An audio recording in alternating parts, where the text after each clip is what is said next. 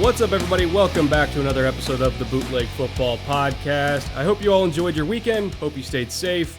Hope you're being kind to everyone around you, because I think more than anything, everybody in America needs a little bit of kindness right now. Crazy times, and I know sports might seem like not the biggest thing in the world to a lot of people, but hopefully we can kind of entertain you and give you a little bit of escapism over the next hour plus with some booze and some football talk. We're going to be going through all the draft classes from the NFC South, which I know the draft was a long time ago, but hey, we're getting through it. We're working through it one division at a time. It's taken us a while, but when you kind of have to watch every single player in the draft, or at least 95% of them, it could take a little while. So I'm going to introduce my lovely co-host here, EJ Snyder. EJ, before we get into talking about all these different draft classes, first, how are you doing, and what are you drinking? I'm hanging in there. Like you said, it is unprecedented in terms of what's going on in the country, and I'll echo your sentiment that a little bit of kindness will go a long way, no matter who you are, no matter where you are. So I hope you guys are practicing that. Brett and I took a week off to just sit and listen, because we both think that's probably the most valuable thing going right now, is some good, solid, active listening. And what am I drinking? I went local. We have not been going to Costco. We just haven't been since this whole first grenade went off in society, COVID-19. And went back this time.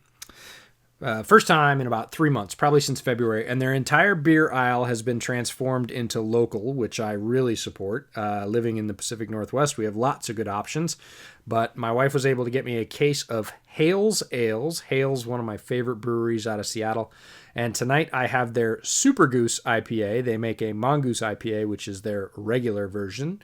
The Super Goose is the sort of upgunned, almost double IPA version, 7% by volume, so a little hefty on the alcohol, 72 IBUs for those beer snobs out there who want bitter, and has a really nice balance, really nice flavor, some malt to it to kind of balance out that bitterness, so it's not one of those bitter beer face IPAs.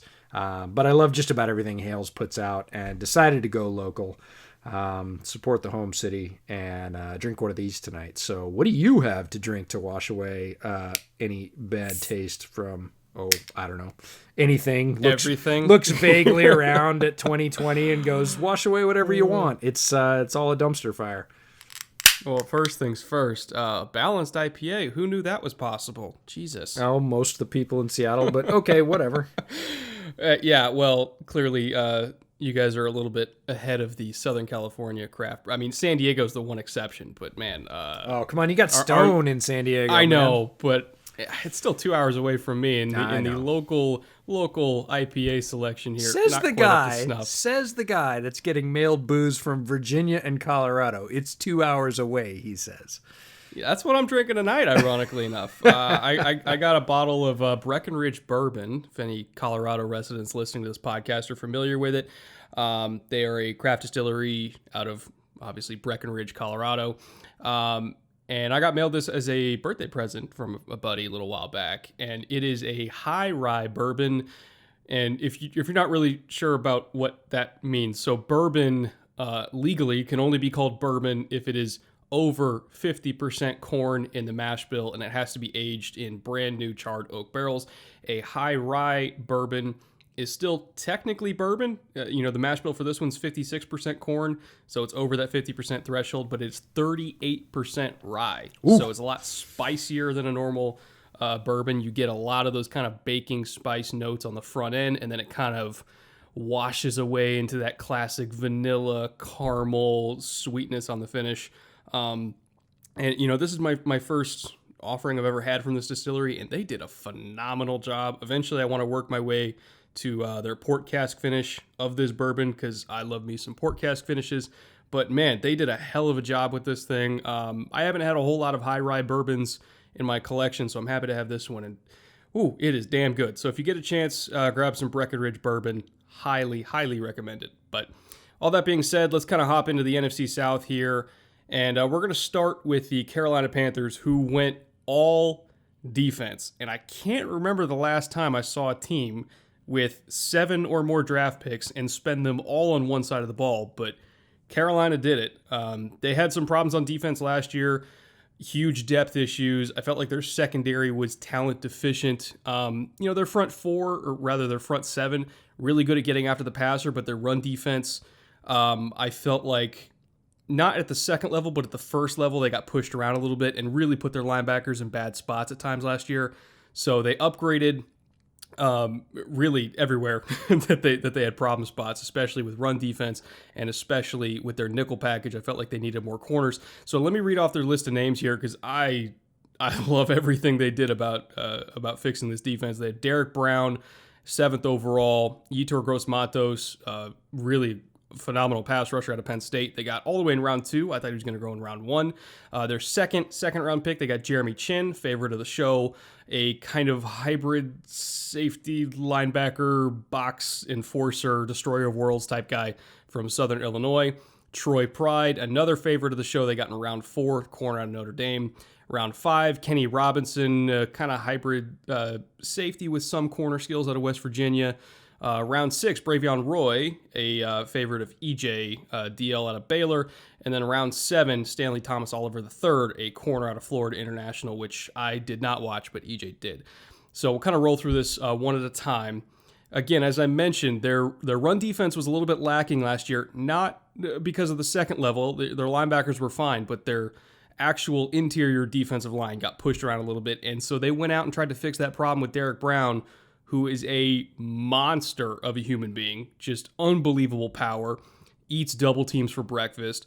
As a pass rusher, for a guy his size, he's better than most. I think he's definitely a pocket collapser, can definitely do a lot of work for you on stunts and games and stuff like that. But, one of their big problems last year was teams could run the ball on them in between the tackles, and I think Derek Brown immediately fixes that problem. Yeah, they're going to have a lot tougher time with Derek Brown manning the middle. He is, as you mentioned, multi-talented, very good against the run, huge human being, big wingspan, just a big-bodied guy, square-shouldered guy, huge legs, big rump, like the guy you want in the middle of a line, making sure that, that 2 to 3 yard wide box that he's in, and quite frankly, a little bit wider because he's got good mobility too. For a big guy, he's not one of those guys we've talked about in our former previews that just stands there and, eats double teams. He can move at that size and does. Good flexibility, pretty live. It's interesting to me about Carolina that the whole defense is going to be new, and I don't mean that literally, not every player, but 7 of their top 8 players. Close to it. Yeah, exactly. 7 of their top 8 players in games started from the defense last year are gone. That's more turnover than you see on a typical NFL unit. And everybody with Matt Rule coming to town as the head coach and, importing Teddy Bridgewater and talking about CMC and the receivers they picked up in free agency, and everybody's talking about the offense, and the defense is going to have a very new look again in that sort of front 4 and back 4 component. So we're going to see some massive change there, but starting with the building block of Derek Brown in the middle seems like a really safe bet. He was one of the safer players, I think, in this draft, and he's going to have that impact. Might not have a huge box score every week, but he is going to affect opponents' game plans. And the big thing is they're going to be running 3 down fronts. They're going to be running 4 down fronts. Like, it's going to be a very multiple defense, which ironically last year's first round pick for them, Brian Burns, I think fits that because he can play standing up or he can play with his hand in the dirt.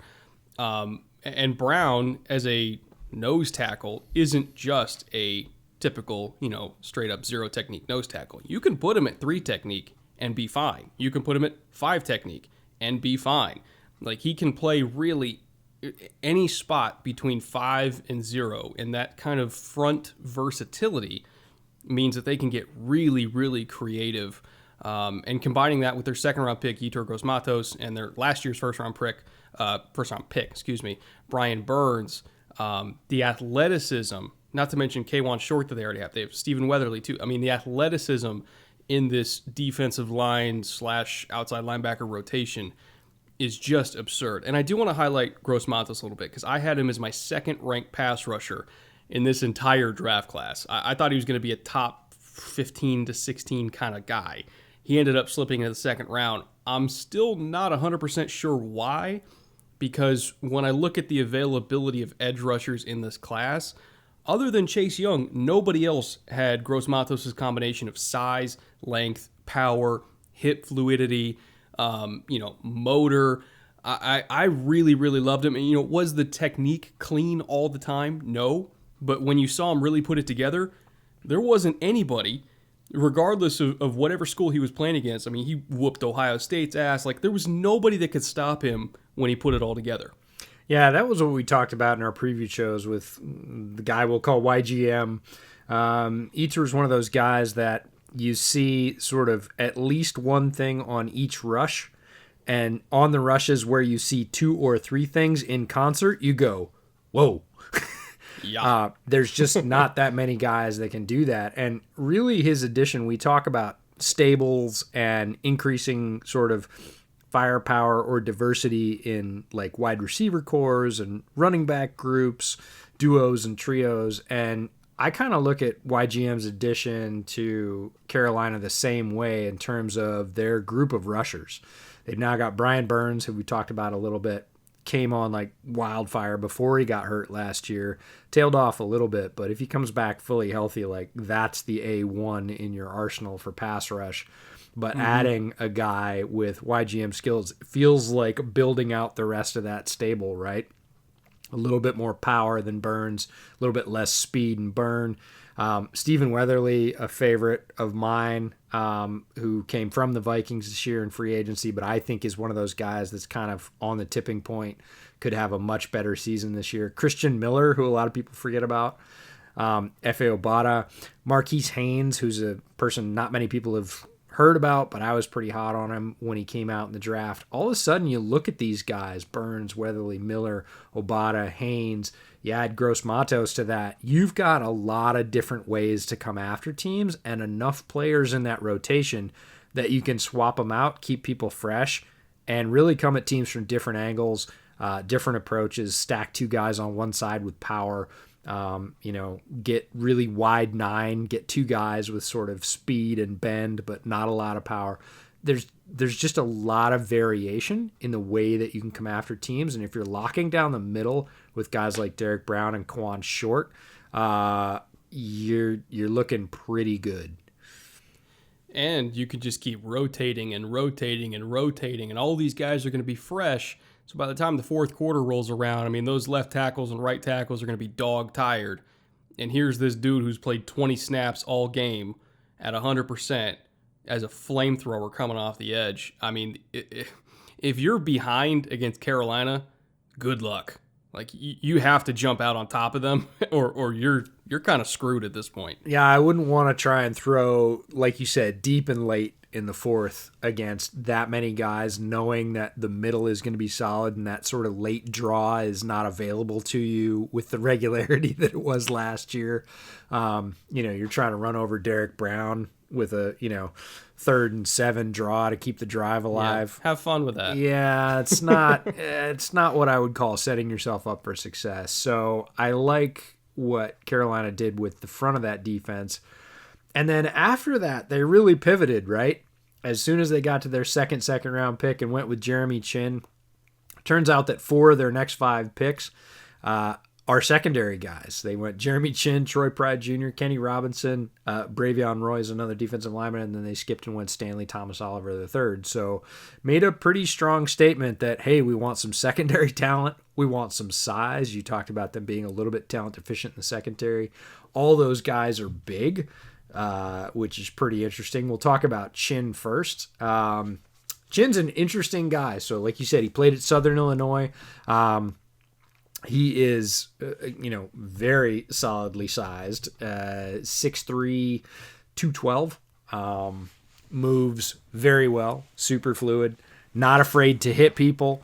If I have any limitations on his game, he's got good football sense, crazy measurables, but if there's an adjustment, it's going to be adjustment of level of competition. Southern Illinois doesn't exactly play, world beaters. I had some tape that a friend of yours actually sent me on Jeremy Chin because one of our listeners had asked me to look in on him specifically, and I was all excited. I was like, oh, SDSU, man, San Diego State. That's awesome. Nope, South Dakota State. You know, so, you know, didn't play world beaters in college, but was able to overcome all that, certainly, with crazy athleticism. And again, a pretty good football sense. But the thing that worried me about his tape that he's going to have to overcome in the NFL is his processing speed. And this is the major difference between him and a guy that we're going to talk about later, Antoine Winfield Jr. There's just a half a tick where Jeremy Chinn is deciding what he needs to do before he does it. And once he flips the switch, he gets there in a major hurry. And like I said, he's unafraid to lay the wood, which is awesome for a guy of his size. So he's got every tool in the book, but he's got to get the recognition a little bit more quickly, which is why I hope, like we talk about with a lot of teams, that Carolina has a plan for him and sort of sticks him in one position and says, learn this role. Because he needs to get over that half-second hitch, because at his level, half-second hitch with his athleticism, no big deal. In the pros, difference between him making a play and a busted play for a touchdown. So how quickly he overcomes that is going to be how quickly he's really, really good. I would agree with you on the processing. And to me, when I watch him, the big thing was if you're a safety, specifically a box safety, that has a lot of different responsibilities, both against the pass and the run. I mean, you have to read keys and then immediately make a decision. You have to be able to read, formations and motions before the snap to help inform what you're going to do post-snap. And that way, if you kind of have an idea of what's coming, as soon as you hit it, or as soon as you see it, you can hit it. And I felt like he wasn't reading as well pre-snap, and so he's a little bit slow to read post-snap sometimes. How do you fix that? It's hard to, but one of the advantages that he has going to Carolina is there's somebody in the building that's going to be there every day now, who was recently announced that he's joining the staff as a pro scout, and while he's not a coach, he's still going to be around, and that's Luke Kuechly. I think it's pretty easy to say one of the greatest football minds on defense that the NFL has ever seen. And so, Luke's, one of his big things was being able to read pre-snap to inform post-snap. So if I was that coaching staff, I would say, look, Jeremy, I need you to sit down with Luke one day a week, every week, and learn. He's not in defensive meetings with you anymore. He's not a coach. But he's a resource, and a resource that they have in their building. You got to use him. And I think with his athleticism, again, if you allow Luke to be a non-coaching coach for him, be a mentor for him, not to mention all the other veterans that they have there that you can learn from, is Shaq Thompson, Trey Boston. Trey Boston's the one I'm thinking of. There's a lot of older guys that he can learn from. And there's a lot of resources, not to mention Matt Rule himself is an excellent coach who has coached special teams, offense, and defense. He knows what the hell he's doing. He's a great football coach.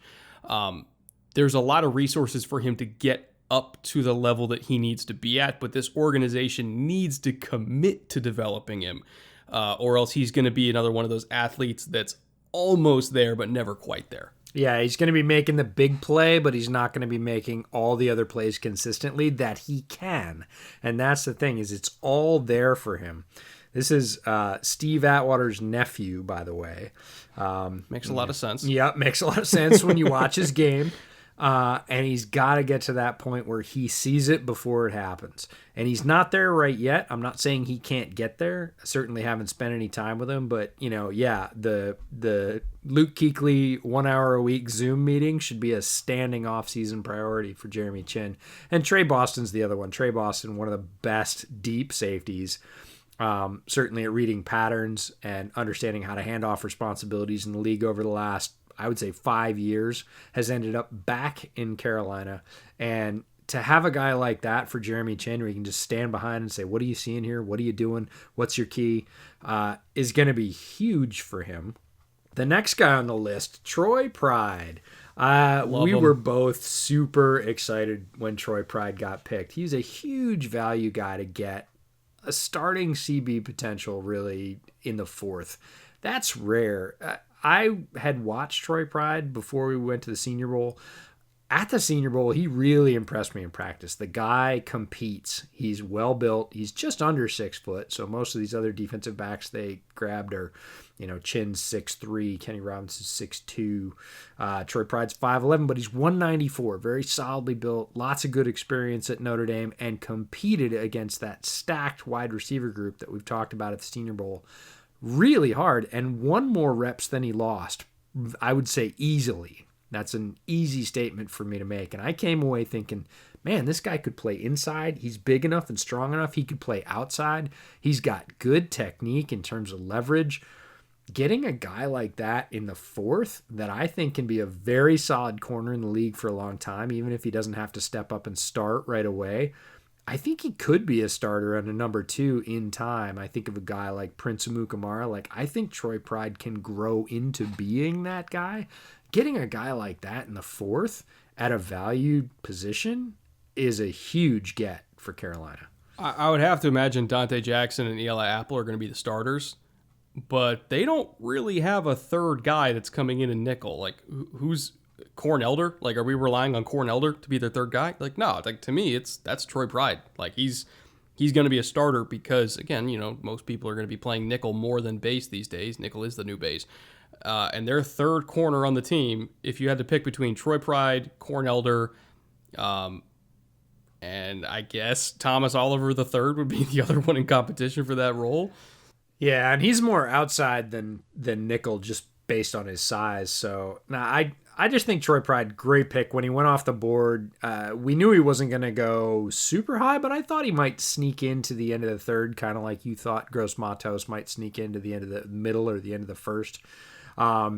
The fact that they got him in the 4th, at that point, you're just kind of looking around and going, who's worth more than this to our team? And the answer is nobody, and they picked Troy Pride, and good on him. Just a player I'm going to really enjoy watching. I think he's very, very solid, and Carolina fans are going to enjoy him for a long time. And the thing is, he not only are his feet good, not only is he really quick and explosive, the thing that sets him apart from a lot of young corners, he knows how to use his hands. He knows how to position his hands to feel routes as they develop, which a lot of young guys, they'll run next to the route, but they won't put their hands on the receiver as they're going downfield. NFL DB coaches will tell you, keep contact on the receiver so you can feel the break as it's coming. So, if he's running down the boundary with you, that hand is up under the shoulder blade so that if you break down, he can feel the curl, leverage himself, and stop with the route and break on it. If you don't have any contact on the receiver, he's going to stop and you're going to fly right on by him. So I love that he uses his hands so that he could feel breaks and react that much quicker. Very, very polished corner. I think he can be, as you mentioned earlier, a Chris Harris kind of guy. Not saying he's going to be a multiple-time All-Pro like Chris Harris, but in terms of skill set, you can play him inside, you can play him outside. He plays bigger than his size, really smart, really good technique. He's that kind of guy. And again, to get him in the 4th round, just tremendous value. And I also was a fan of the Kenny Robinson pick. He's not going to play much as a rookie.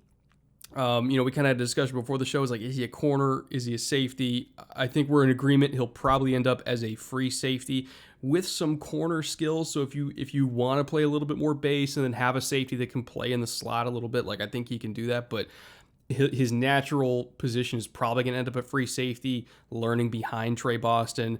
Would you anticipate that he's going to end up starting there maybe by 2022 is the ideal timeline? Yeah, he had a really good run in the XFL, which is what got him the attention after he got kicked out of West Virginia for academic fraud. He's got good length, 6'2", ability to play and track the ball in the air is really what sets him back there. And having a guy like Trey Boston, who again has been one of the best deep safeties in the NFL for the last 4, maybe 5 years, is gold for a guy like Kenny Robinson, who showed the skills, showed the potential. He's got that center field type.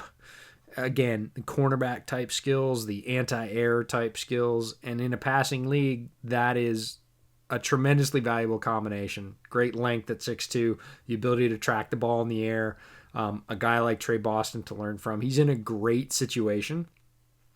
And to get him in the 5th, again, a lot of people were wondering where he was going to go because he'd gone from early out of college to the XFL, showed out there again against a sort of reduced level of competition, but a lot of good guys and a lot of former NFL guys.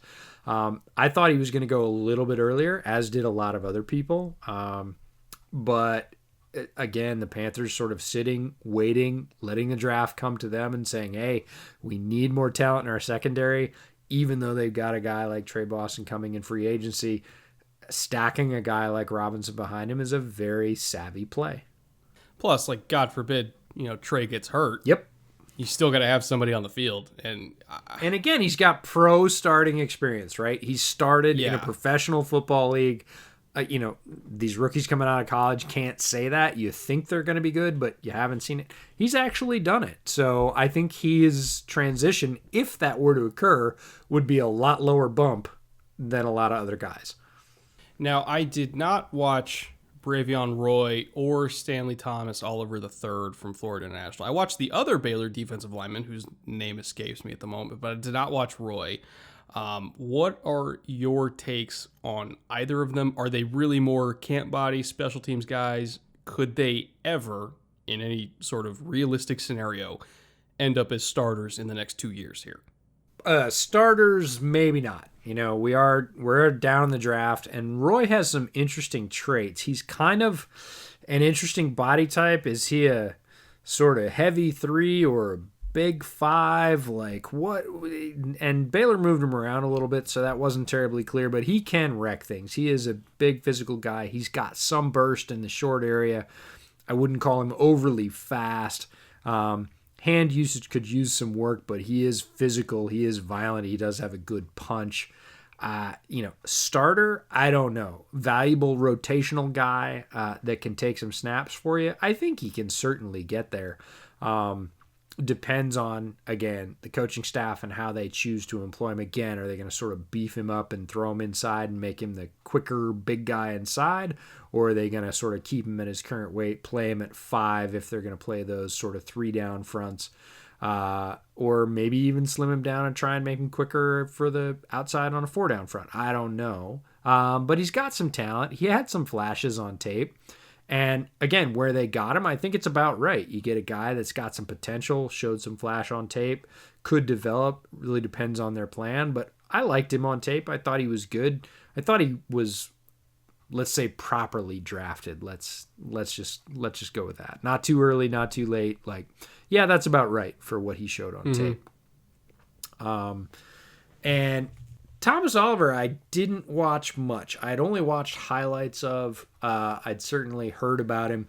Guy with good size, playing corner at Florida International, was another one of these wide receiver converts. However, it was his second year at corner, not his first. Like Igbenogany at Auburn was his first year, which is amazingly impressive in the SEC. Yeah. Seriously. But I went back and watched him because I didn't have a good feel of him. So I watched some more game tape. Again, I'd watched highlights, so I went back and watched some more game tape. And came away that he is kind of a C.J. Henderson light. He's big. He's 6 foot, 192. He's aggressive against the ball in the air. He's not a great tackler. I would say maybe more willing than Henderson is to tackle, but not much better at it. And he's still got a traffic cone getting knocked over is a more willing tackler than C.J. Henderson. I'll just let you have that. Yes, indeed. Now, he made some good plays on the ball and showed some aggression on routes that are very popular in the NFL, like the slant, right? Ability to break on the slant and break that ball up. He has some of that quickness. Quickness really isn't his game. He's still learning leverage, does know how to use his size, can run, is aggressive against the ball in the air, and a guy that, again, is 6 foot, 192, runs decently, is aggressive. That's a guy that is going to be able to play on special teams until he figures it out, if he's going to be the 4th or 5th corner. So probably practice squad to start, but I think there's openings. Yeah, I think I could see him moving into, again, that sort of 4th or 5th, because he does play outside. He's got the size to play outside. He's got the mentality to play outside. His hand usage needs a little bit, which is not surprising coming from wide receiver. He's not afraid to do it, but he's also kind of not particularly sure what the break is between straight up sort of man hand jam and what do I do when I'm dropping into this zone coverage and the short flat's my responsibility. You sort of see him think about that, but he's athletic enough and willing enough that, again, some good technique sort of polish from a solid secondary coach. He's got the ability to play there. Is he a starter right away? I don't think, maybe no, but moving into that fourth or fifth, big outside boundary corner role, I absolutely think he could do it, and he can play special teams until then. So overall, this Panthers class, I was a big fan of. I know they had some needs on the offensive side of the ball, but I think when you look at how they're built, they're like, all right, what do we need to do to protect Teddy Bridgewater? Give him a defense, give him more opportunities with the ball. The offensive line's not great, but Teddy's usually going to get it out pretty quick anyway. They have a whole bunch of yards after catch threats.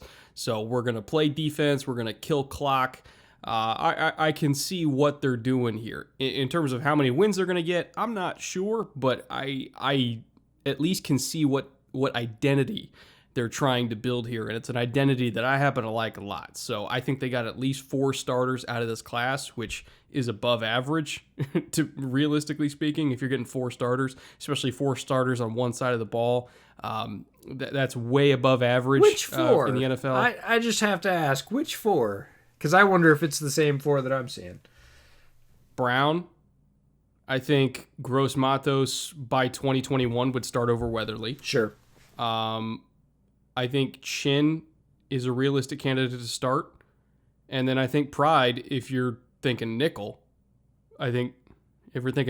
Yeah, I would say 3. And I actually think I'd put Pride before Chin in terms of how quickly he'll be ready. But I'm not going to vote against Jeremy Chin because the guy just oozes potential, right? But he's got to get over that tick. So, okay. Well, it's him versus, I guess it would be Justin Burris and TJ Green for that starting role at strong. Mm-hmm. And just considering his physical skill set, yeah, and I'm sure they're going to want to get him on the field. I mean, they did pick him in round 2, which was maybe a little bit earlier, but again, they're betting on potential, and some teams prioritize potential more than others, and they looked at that and said, I think we can fix that thing. And if they do, look, he's got sterling potential to be very good for a long time. He's big, he's fast, he's fluid, likes to hit. Like, that guy, sky's the limit if he can figure out what's coming. That guy can do a lot on the football field. Yeah, absolutely. So let's move on to Atlanta here, who kind of, weirdly enough, there's like a trend with Falcons drafts where they kind of like fly under the radar and nobody really pays attention to them until you look back and you're like, oh, they got him and they got him and they got him. And, we weren't really paying attention. Like, everybody's kind of clowning them for the AJ Terrell pick, which I love. So like, AJ wrong. Terrell's my... Yeah, it's so wrong. Like, Terrell is such a good corner. We talked about this. Like, I had Terrell way up my list, and I said, what do you think of Terrell? And you said, I hadn't watched him yet.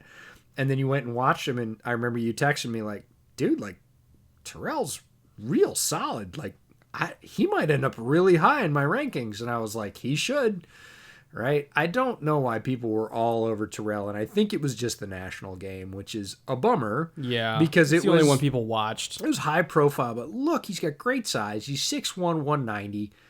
Played at Clemson, played against a ton of good receivers, and for the most part, had a very good performance against most of them. Got burned only a couple of times in the national game, and look who he was playing. And here's the other headline for folks. All corners get burned. The idea of a complete island corner, Revis Island, and Patrick Peterson never gets burned. Nope, that's not true. I can pull out a handful of plays where both of those guys got burned, right? Corners will lose reps. And overall, Terrell lost very few, showed good athleticism at that size, has a ton of experience at a high-level program, and he's going to a coach that helped organize the Legion of Boom, right? He understands physical players in the secondary, and it's a great landing spot. We talk about his path to playing time. Look, one of his, primary impediments to playing time, went out of town and headed up to Detroit. This is a good spot, and I thought it was a really good pick, and people panned it, and I was like, that's weird. Yeah. He was my second ranked corner in this class. And when I did my mock draft, I had him, I think, going at 17 to Dallas. Yeah. And everybody thought I was nuts. Yeah, you got jacked for that. I remember that. And then he went one pick earlier to Atlanta, and everybody lost their damn minds. It's like, nah, even when you watch that national championship game, first of all, if you're getting burned by Joe freaking Burrow and Jamar Chase, like we're talking about the first overall pick, the best quarterbacks to come out in a decade, going against the closest thing I've seen to Julio Jones since Julio Jones at Bama. Like, he's going to be a top 5 pick next year. He would have been, if he was eligible this year, he would have been the first receiver drafted. So we're talking about... he would have been top 3 for sure. But this was an incredibly talented class. No, I mean, Justin Jefferson was the number 2, and Justin Jefferson's amazing. Yeah. That's how good Jamar Chase is. And even when you look at the catches he gave up, all right, he lost one where... it was close. It was close, but so here's what I'm trying to... How do I phrase this without any visual aids in podcast format? I'm used to doing film rooms. I was going to say, I can draw diagrams and shit. Yeah. So he's trailing Jamar Chase, and he thought that Burrow was going to leave it a little bit further down the field, and so he was waiting for Jamar to kind of lift his hands up so that he could kind of rake through the middle, and that just didn't happen. And so he didn't see the ball because he thought it was going to go to a certain spot that it didn't, and that. Realistically speaking, when he was in the position he was in on that route, no quarterback is going to try to fit it into the spot that Joe Burrow fitted into. Yeah. So he straight up did not expect the ball to be there when Jamar just turned around and boxed him out with his shoulder, and you saw AJ look around like, what the hell? Like, how do you make that throw? Like, I was like, you don't throw back shoulder when I'm leveraged that way. Like, what the hell? Yeah, I'm right here, Joe. I'm what right are you there.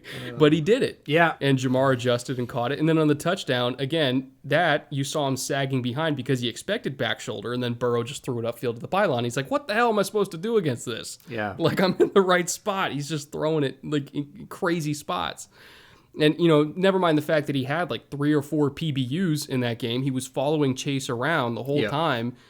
And that's what people miss about that game. And that's, you can talk all you want about the 2 completions. And yeah, one was a touchdown and a touchdown in a national championship game. Look, it carries a lot of weight. I'm good with that.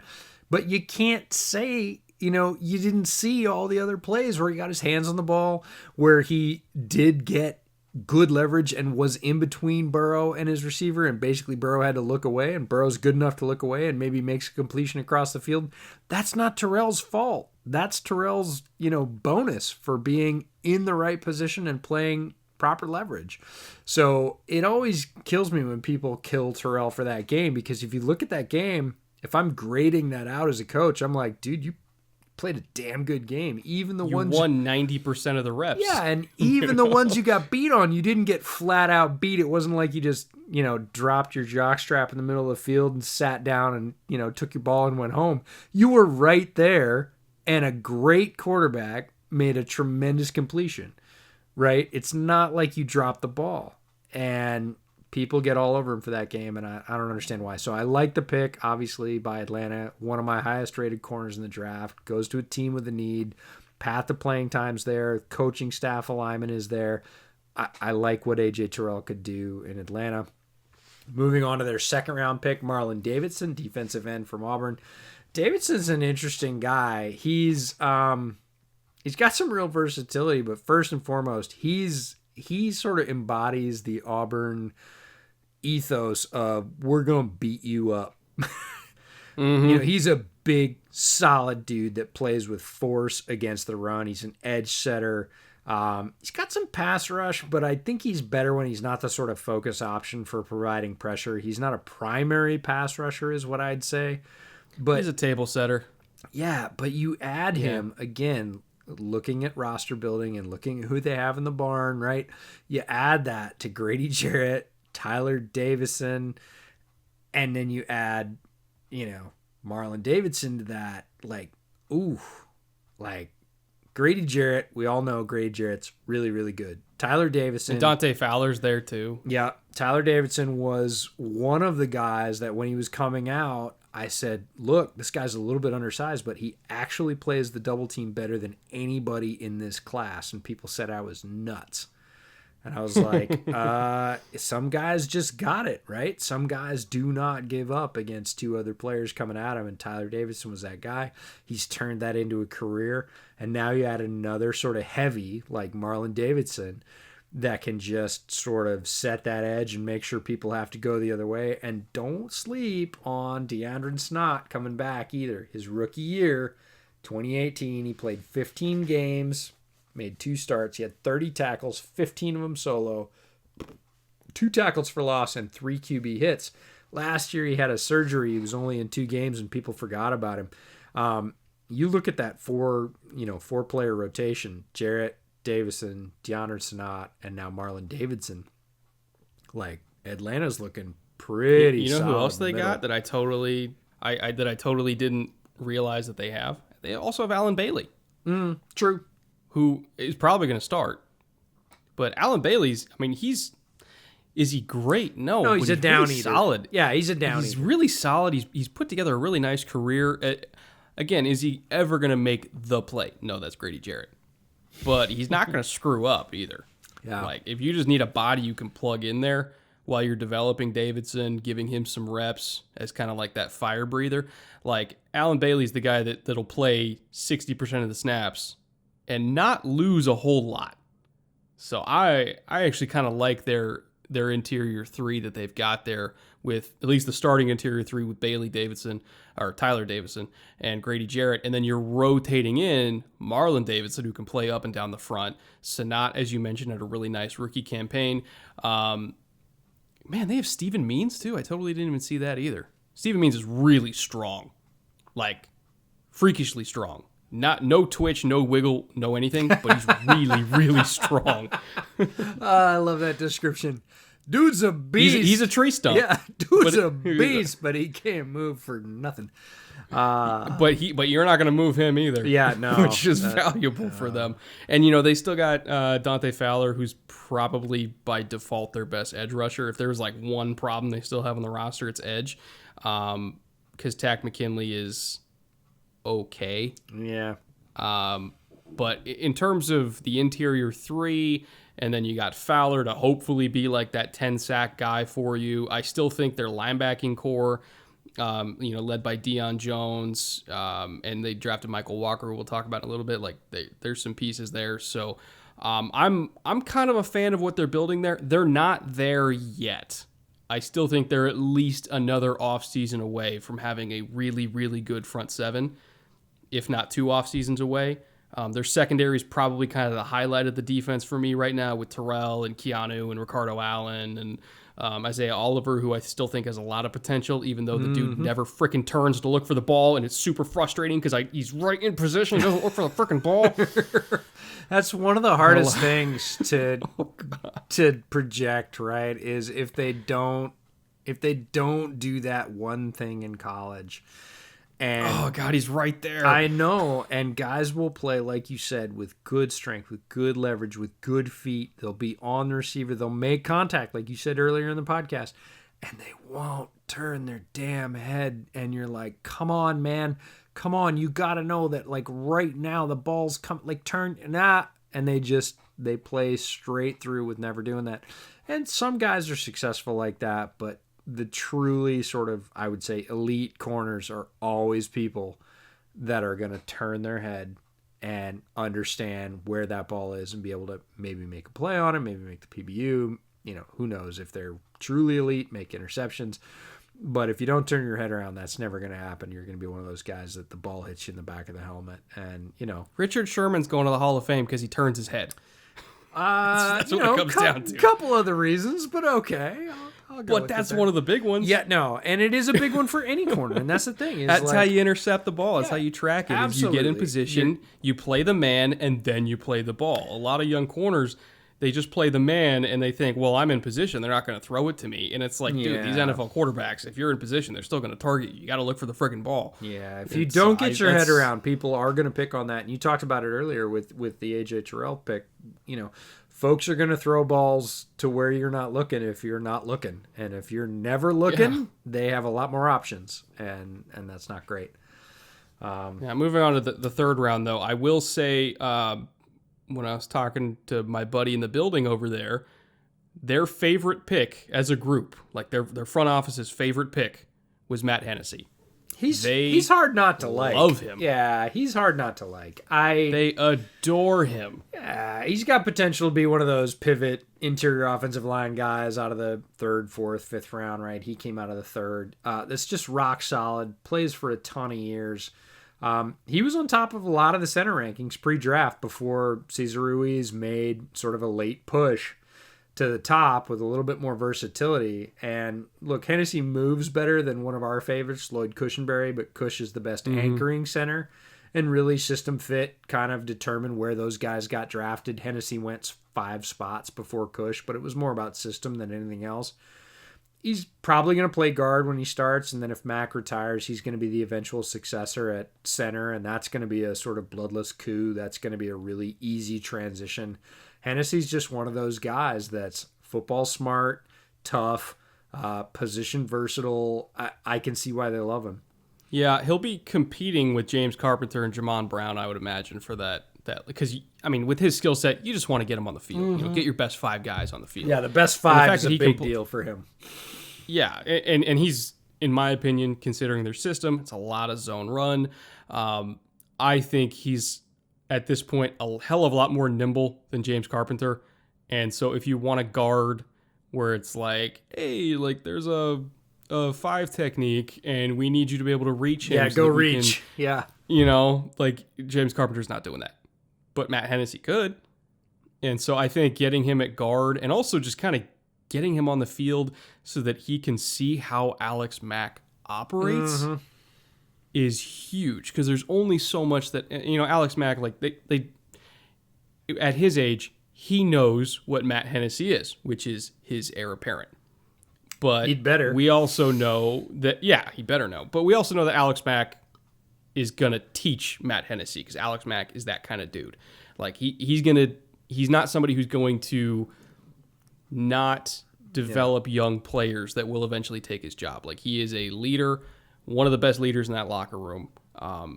He loves to teach. He loves developing young guys, and he's not going to be averse to sharing his knowledge, sharing his process with Matt Hennessy. And I think there's only so much that he can do in a film session to help Hennessy learn how to call protections, to learn what makes Matt Ryan uncomfortable versus comfortable, because, Mac and Ryan have worked together for a number of years now. They really are, their communication is excellent. And that communication between center and quarterback is key for a functioning NFL offense, regardless of system. And there's only so much that Alex Mack can do in terms of developing Matt Hennessy to get him ready for that.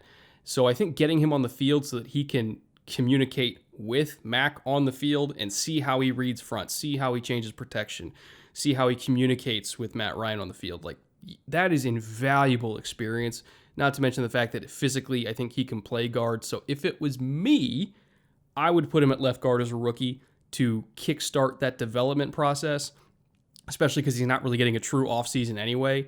And then whenever Alex Mack decides to move on, whether it's 2021, 2022, who cares, whatever, getting him that on-the-field experience is crucial to ensure a smooth transition to the next 10 years of solid center play for Atlanta.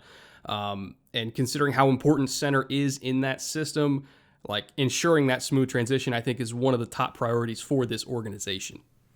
Yeah, they've got a guy that can pick it up fairly well by all accounts, and I'm not surprised that they really like him. Again, we talk about good landing spots for players, not probably too many better landing spots for a guy like Matt Hennessy to be able to learn from a guy like Alex Mack. So pretty interesting to see how that goes. I imagine he starts at guard, and I imagine soon. The next guy was a guy that we were both really excited about. You watched him before I did, Michael Walker. He's good. He's good. He's a bit odd. I've got that he's a skilled dude, but he doesn't really fit in a predefined box. His size says one thing, and his skills and usage in college say another thing, right?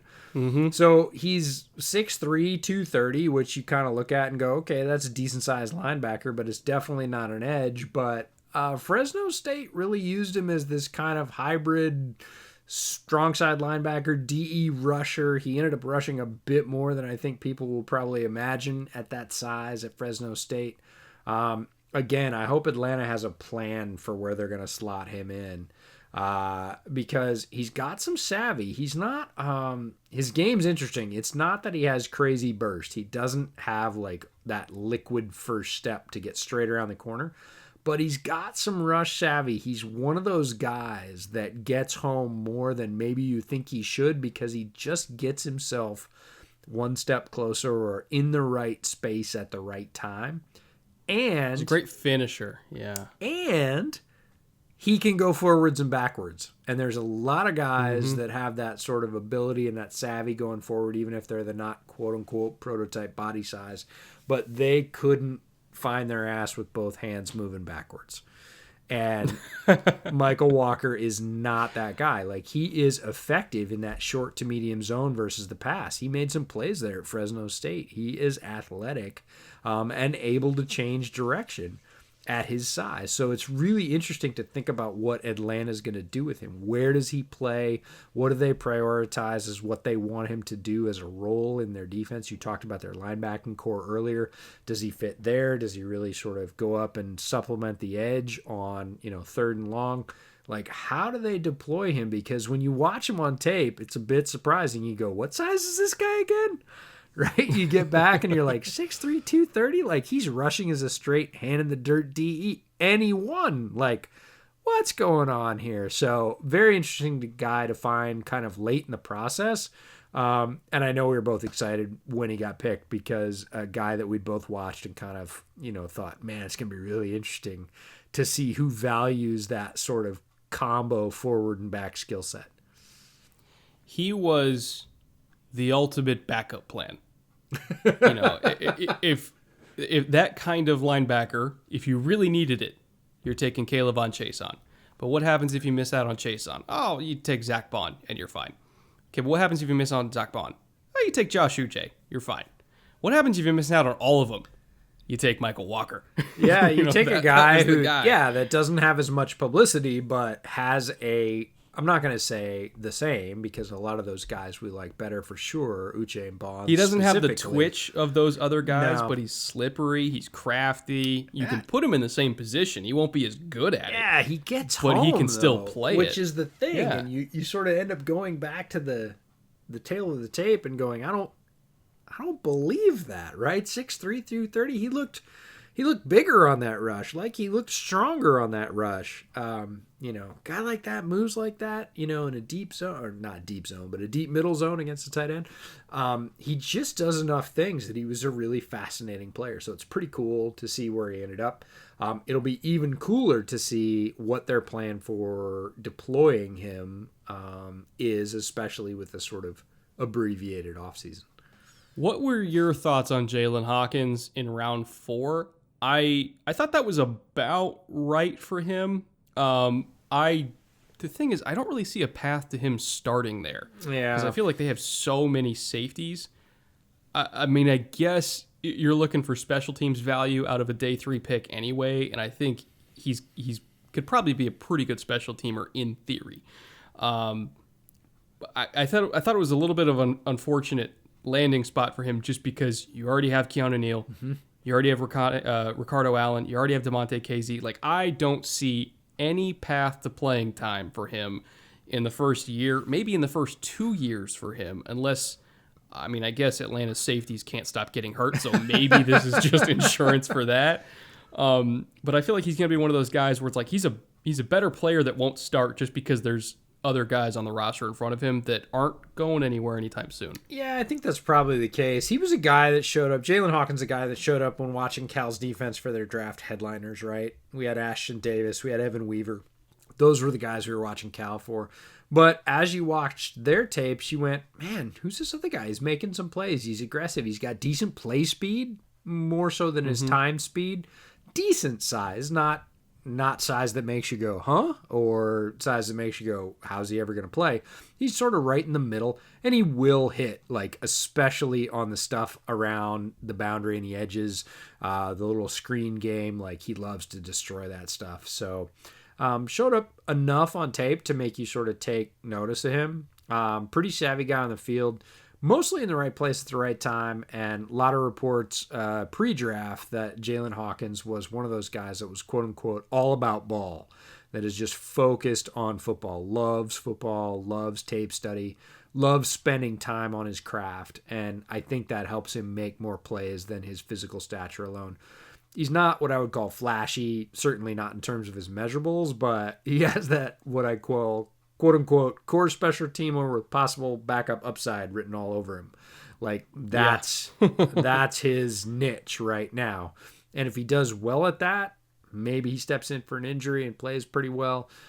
Maybe you could see some playing time, but right now he's that guy that's down towards the bottom of the 53 that gives you some versatility. Backs up all those guys that like to get hurt in their safety ranks, and in the meantime is, running down to cover kicks. But I liked him some, and was interested to see where he'd go. I thought fourth was a little bit early, actually. I know he went at 134. I would have. I mean, it was about it's right fine for me, but I'm talking like it was the top end of about right, if that makes sense. Yeah, I'm with you. That any earlier, I mean any earlier, like 15 picks earlier, would have been like, I think you reached a little bit. This is the first kind of place where you could go, okay, I can see it. I would have waited a bit, maybe a round, but if you really wanted him and you love the guy and he is that guy that just can't deal without football, maybe you got the right guy. Maybe that was what you fell in love with. And it's just they have so many talented, like physical talent wise, not in the same realm of healthy Keanu Neal. Nope. Not the same as Ricardo Allen. Not even the same as DeMonte Casey. Casey's not big, but he's got really good range, good ball skills. He's hyper aggressive.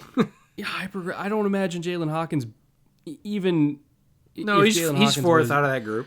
Yeah, I can't imagine him beating any of them out. So like maybe they really really liked him on special teams, which makes sense. I mean, he's a really aggressive hitter. I didn't notice many missed tackles from him. Took good angles. Yeah, I don't know. Like, it's not a bad pick. It was just considering a little bit early, but needs. Again, they didn't have another pick till round 7. So if they didn't take him there, they're not going to get him, and that's what some fans don't understand about the draft is, maybe he's not a 4th round pick, but they didn't have a 5th, a 6th, or I guess that makes sense. A 5th or a 6th. They weren't picking until the 7th, and in the 7th, I can't wait to hear your thoughts about Sterling Hoffrichter from the punter from Syracuse.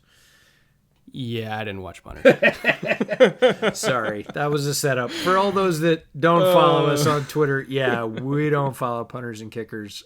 Just not our bailiwick. So, and that's the thing is, I do that in the interest of you guys because I don't know what I'm looking at when it comes to punting technique. Maybe one of these days I'll convince Pat McAfee to sit down with me and tell me what the hell's going on. You guys are going to drink beer and talk about know. ultimate frisbee. You're not going to talk about punting technique. Yeah, that's true. All right. So. But overall, I thought Atlanta did pretty well. You get a starting corner in AJ Terrell, who I think we both like a lot. You get a rotational guy in Marlon Davidson, who you hope can turn into Trey Flowers, and if he does, that's a hell of a pick. Round 3, Matt Hennessy, you hope can turn into Alex Mack, or even 80% of Alex Mack, and if he does, that's a good pick. Michael Walker, again, interesting kind of hybrid linebacker who... Worst case scenario, core special teamer. Best case scenario, solid outside linebacker starter for you. Jalen Hawkins, probably a special teamer. And then Sterling Hoffrichter, the punter from Syracuse, who let's hope he's Pat McAfee. Yeah, let's hope he's great. Let's hope he's great. But overall, solid class for them. No complaints from me.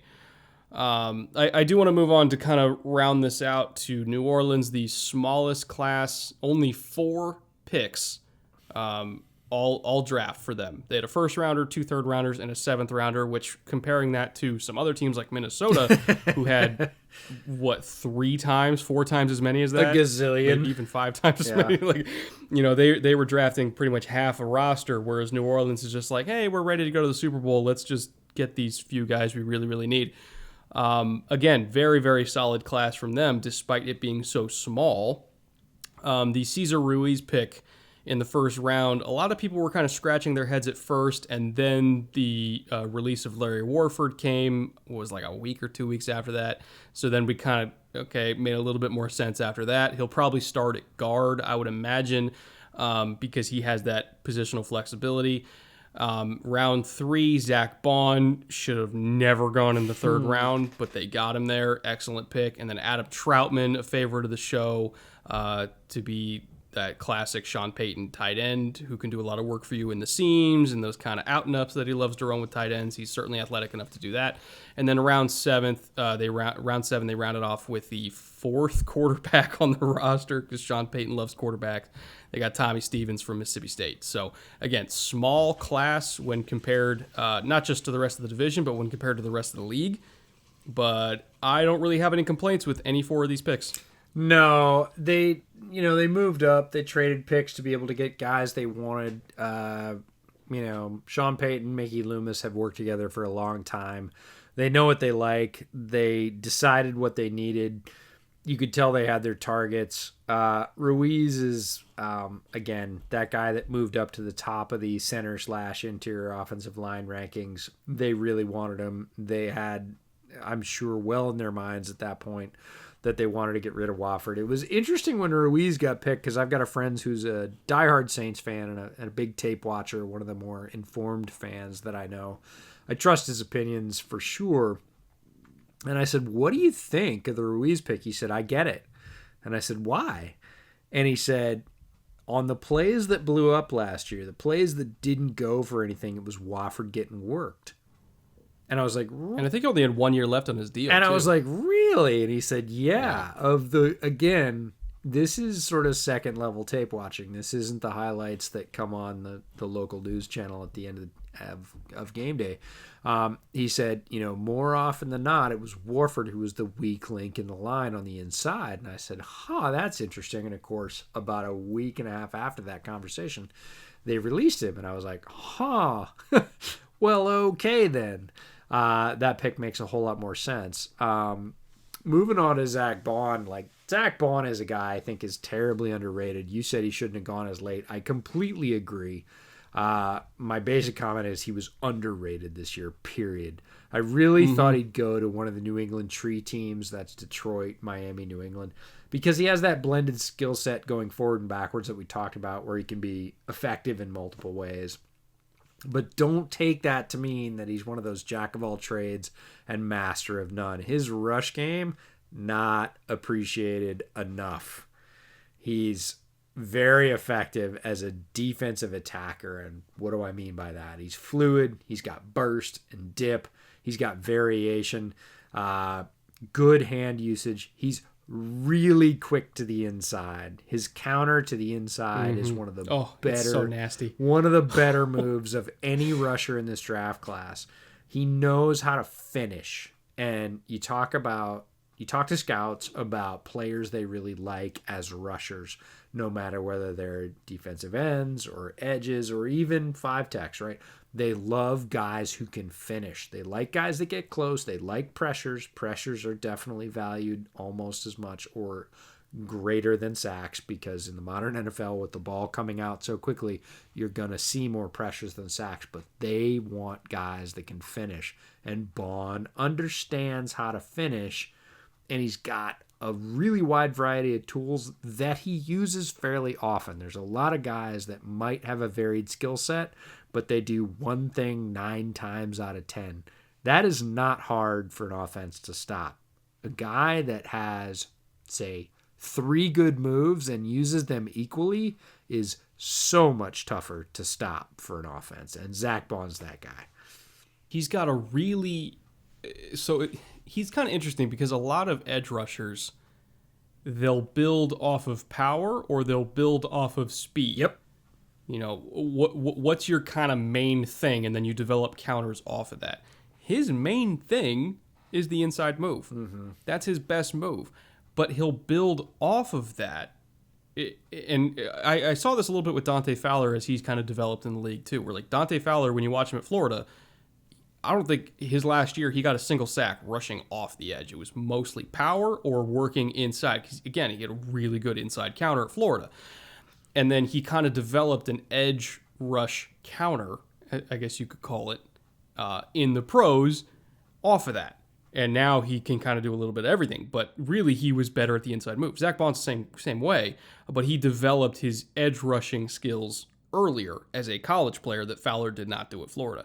And so what he'll do is he'll kind of jab inside and kind of flash that inside counter and then do almost like a Euro step while dipping his shoulder and bending. And he's not the biggest guy in the world, but he's really bendy and he's really short, relatively speaking. And so he's a very small target for when he's kind of then dipping around to the edge, and he's a really small target for a tackle to try to get his hands on, and like guys will just flat out miss him. And it's a very interesting skill set to me because he's not explosive enough or long enough to just be a pure speed rusher. No. Like say a Caleb Chason. But when you mix in that kind of jabs and the bobs and the weaves, almost like a boxer, and again, he's just so hard to hit. He's just slippery, and tackles, they don't want to overset because then that kind of opens up the inside move that he's so good at. But they don't want to short set him because he's so slippery that if they miss, he's going to get around the edge anyway. So is he a primary pass rusher? Probably not, just considering I think his size and power limitations. But as an extra guy that you're throwing in on top of Cam Jordan, that you're throwing in on top of all their other defensive linemen. They have a pretty underrated defensive line, in my opinion. Like, he's the kind of guy where he's going to get like 7 or 8 sacks as a Sam linebacker. I'm assuming they're going to play him at Sam linebacker, which is really damn good. And to get that in the third round, a guy that plays the run well, like you can drop him into coverage and he won't look out of place. He's not as good in coverage as say like a Josh Uche or a Caleb Chason, but he can do it. And if you're getting like 7 or 8 sacks in a good year out of that guy coming from the second level, that's a hell of a pick in the third round. Like that is a phenomenal value. Yeah. So you're starting off getting, Cesar Ruiz, who, as far as I'm concerned, is just the third Pouncey brother that doesn't belong to that family, but that's who he is. And Zach Bond, who may or may not be like an Anthony Barr type guy, but even better as a pass rusher. Hell, that's a damn good 1-2 punch for a team that only had 4 picks. And that's the thing, is he fits well in their system. I have every confidence that they're going to use him correctly. There's a lot of teams he could have gone to where I would have been like, I'm not sure they fully understand what he is. I'm pretty sure that New Orleans fully understands what he is. That gives me a lot of confidence that he's gone to the right place and that he will produce numbers that are in that, 5, 6, 7, maybe even 8 if he gets lucky sack range. And people might think that that's a backhanded compliment. You wouldn't realize, unless you really look through the stats, how valuable 5, 6, 7, 8 sacks are, because that means there's going to be a commensurate number of pressures, and plus he's going to be providing you some coverage, the ability to sort of feint and drop back. And that's the thing, is the tackle never knows, right? Is he going to do the jab step and drop back and cover the tight end? Is he going to do the jab step and move to the inside and run that damn inside counter that he's so good at? Or is he going to do sort of the half fake for that and then actually go around the outside of me because he can do that too? Like, it's like a pitcher in baseball setting up a hitter with 3 pitches that look exactly the same. Zach Bond's that kind of guy. So, and not to mention, as a linebacker, if he's lining up next to Cam Jordan, guess what? He's getting blocked by a running back. Yeah. And that is not a matchup any offense I don't like wants. that. And there are very few, maybe Zeke Elliott, but there are very few running backs that I'm like, oh yeah, take Zach Bond 101. I'm totally comfortable with that. He's going to get around most of them because he is bigger, faster, stronger. I think he's terribly underrated. 3rd round pick, great value. The other guy, Adam Troutman, is a guy that we actually got to talk to. I got to interview him twice at the Senior Bowl. Certainly a bootleg football favorite. I got wowed by his tape in the lead up to the event. I looked at him and I thought, Dayton? Dayton? Like, this guy doesn't move like he's from Dayton. Like, how big is he? And that's the thing, is he looks a little bit smaller on tape. He almost looks like an Adam Thielen type. He looks like a tallish white guy that's, I don't know, maybe 220, 225. Bottom line is he's 6'6", 253. There's not many guys, especially in the tight end ranks, especially this year, that are fully that size. And he enjoys blocking in a way that shows. I asked him about it. I asked him what he thought about blocking, or could he describe the sort of why he sort of enjoyed blocking so much on tape. And he thought about it for a minute. He's a thoughtful guy. He's an engineering student. He's very smart. He looked at me and he said, moving another man off the spot he wants to occupy against his will is better than catching a touchdown. And I was like, yeah, that sounds about right. And I was like, dude, I haven't even seen you on the field yet. This was the media gathering before the first sort of Wednesday practice. I was like, I want to watch you even more now. Just that ability. And this is a guy that's a converted former quarterback, right? Went to the coach and said, hey, coach, we've got another quarterback. We don't have a tight end. I've grown a bit. I think I could help the team more here. And his coach was like, okay. Just a really interesting guy. And my other favorite thing, once he got on the field at the Senior Bowl, was at that time, and I know it's hard to think back because the draft has happened and whatever happened. Bryson Hopkins was kind of a consensus number one at the Senior Bowl in terms of tight end. And honestly, some folks even had him as the number one overall tight end in the draft. It was sort of between him and Cole Kmet. Cole Kmet was not at the Senior Bowl, but Bryson Hopkins was definitely the sort of alpha dog at tight end at the Senior Bowl. And Troutman made a very concerted effort. They were on the same team.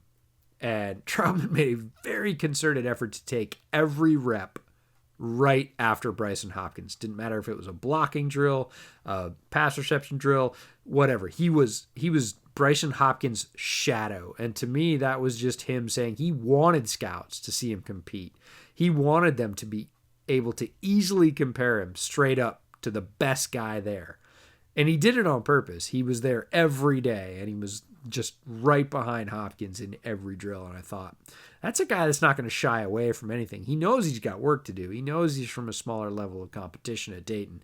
And he wants to stand up and say, oh, yeah? Yeah? Really? Go ahead. Compare that rep to this rep. Go ahead. It's right behind it. You don't even have to do any work with the clicker, right? And I just think I think Sean Payton fell in love with that, and I don't think that's wrong. He's got a really good chance to be the best two-way tight end out of this draft. And I have a lot of respect for the Bears pick of Cole Kmet. Like, I think Kmet is going to be a good, solid player that contributes over time. I think Troutman can be exactly the same, and Troutman came around later.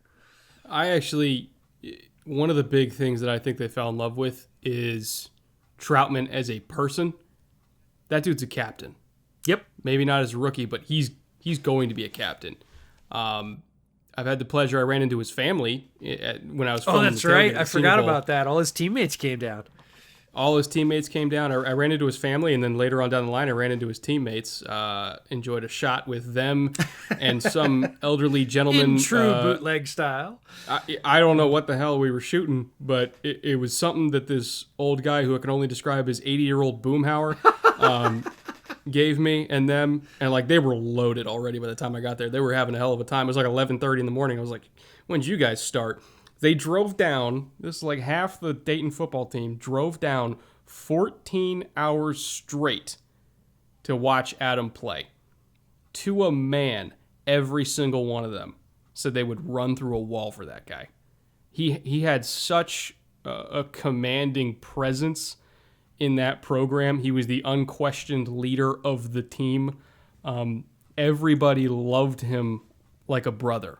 And I don't say that lightly. Like, they consider him family. He was the first in, last out every single day, helping everybody in every conceivable way. You know, even after he finished his workouts, he would go back in, and if somebody needed a spotter, he would go back in and do another workout with them, even though he was already dog tired, and then do a film session if they had questions. Like, he was that kind of guy. just a consummate professional, even as a collegiate athlete. And he's also just super talented, obviously. Like, he's going to be a captain for the Saints and be a captain for them for a long time. There's very few guys that I think are equipped to handle being a rookie in the NFL without having a true offseason, but he's the kind of hard worker where you're not really going to notice that he didn't have an offseason. He's going to show up, already know the playbook, know everybody's responsibility on every single play, and he's just so damn talented. Like, that was a phenomenal pick by them, not just because he's a good player, but just because of who he is as a person. He's going to be a core, foundational person in that locker room for a very, very long time. Yep, love Troutman. And again, to come away with only 3 picks and feel so solidly about all 3 picks is a real credit to Mickey Loomis and Sean Payton. Full disclosure, did not watch Tommy Stevens. I mean, saw a few reps of him when I watched Mississippi State against other teams, but not enough to form an opinion on him. Yeah, I didn't really either. And just considering all the other quarterbacks they have on the roster, like, he's a camp arm, probably a practice squad guy. There's nothing wrong with that. Nope. But just realistically speaking, that's probably what he is. But the other 3 guys they drafted, as far as a trio of draft picks to start off a draft, they were certainly up there across the league in terms of best 1, 2, 3 groupings for any NFL team. For sure. It's great quality. So overall, I don't really have any complaints with any of the draft classes in the NFC South. Some I think were better than others, but none of them I think were explicitly bad. I would probably say, oh God, you know what? We didn't do Tampa. Oh, we're getting there. I was gonna catch you. Son of a bitch. We got players here. I got. Oh God, we're an hour 20 in. We didn't even get to Tampa. I got vested interest here. You're not getting away from the Bucks with me sitting here. That's not. Happening. God, you poor soul. I forgot about Antoine Winfield. I know. I got access to grind here. We're going to open that wound. Yeah. Okay, so let's hit Tampa real quick because I know this podcast is dragging on. Tristan Wirfs, round 1. Round 2, Antoine Winfield Sr., one of our favorite players in this whole class, regardless of position.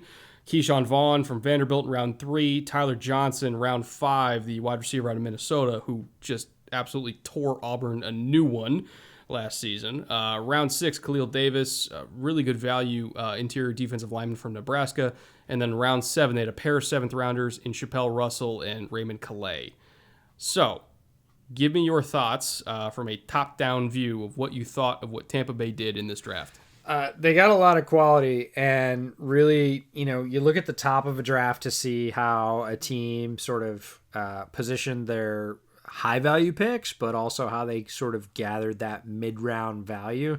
And if you go Wirfs, Winfield, Vaughn, and Johnson and stop right there and don't sort of look at the later round 6th and 7th role players in Davis, Russell, and Calais, like, that's a really good sort of strong starting for the draft. Wirfs is an athletic freak.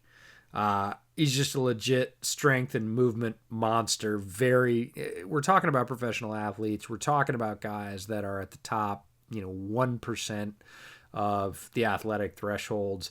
This guy's at the top, top 10th of that 1%.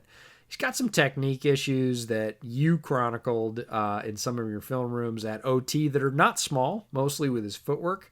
Could likely overcome them, but that's going to take some time. And they got a guy at quarterback. What's his name? Some guy.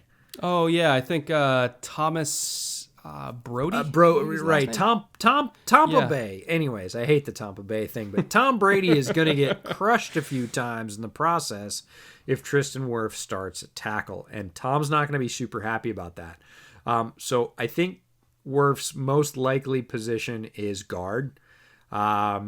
And kick him inside. He's going to be able to physically dominate folks a lot sooner with a lot fewer losses. He's got a phone booth to protect, and he's a superhero, man, in terms of his physical strength, his ability to move. Honestly, as a Bears fan, I think he has peak Kyle Long physical potential, and that's rare stuff. Like, when Kyle was healthy, he massacred 330-pound men regularly. And I think Wirfs has that kind of stuff physically.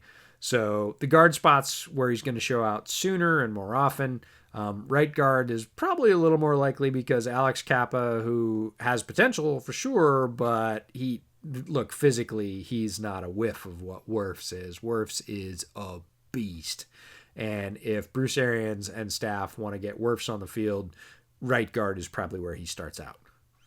I do think he would be a much better right guard than Alex Kappa. But that being said, I don't know who they would get to play right tackle. Like maybe Joe Haig, maybe. Because that's the thing is they don't really have anybody, and I think that's why they took Wirfs in general is because they don't have anybody to play right tackle. Yeah, I might actually like Kappa better at right tackle. I think he might be. I mean, I wouldn't hate it. I would sort it out in camp.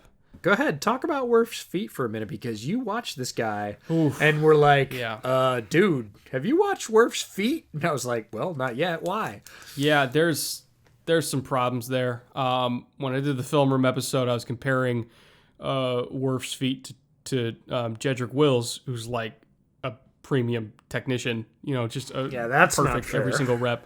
It's not fair. And Wirfs is a better athlete. But, I mean, the guy exposes himself to inside counters way too much. They call it giving a soft shoulder, where you're basically, it's almost like a vertical set, but even more vertical than it's supposed to be in a vertical set. And what that does is it kind of locks your hip, and you're not able to open up and mirror inside counters as much as you're supposed to. And if you can't step 90 degrees laterally to match an inside counter, if you're stepping forward, that means if you miss, you're toast. And he got a few times last year on that. And there were several times when there were pressures created on inside counters that, I mean, he was holding on for dear life against some guys that are not the same level of pass rusher that he's going to be seeing in the NFL. And he was such a good athlete that he was still able to just kind of like almost dive and push guys out of the way so the quarterback could escape. It's not going to be the same thing in the NFL. Like if he loses, he's going up against, Cam Jordan. If you lose against Cam Jordan, you're not going to be able to just push him out of the way. Like Jordan's going to eat your soul and kill Tom Brady. Well, I was going to say he's going to eat Tom Brady's soul, and that's not going to last very long. And that's my only thing against Wirfs at tackle is like Wirfs could, I think, develop into a guy, certainly with his physical skills, I wouldn't bet against him, into a guy that could overcome that and play right tackle really well. But look, Brady's got limited time, and, despite his legendary physical conditioning, is not going to be a guy that wants to take 5 open shots a week from the right tackle position.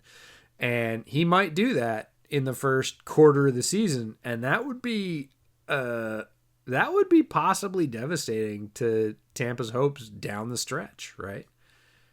Like, I think he can be a fine right tackle if he fixes his feet.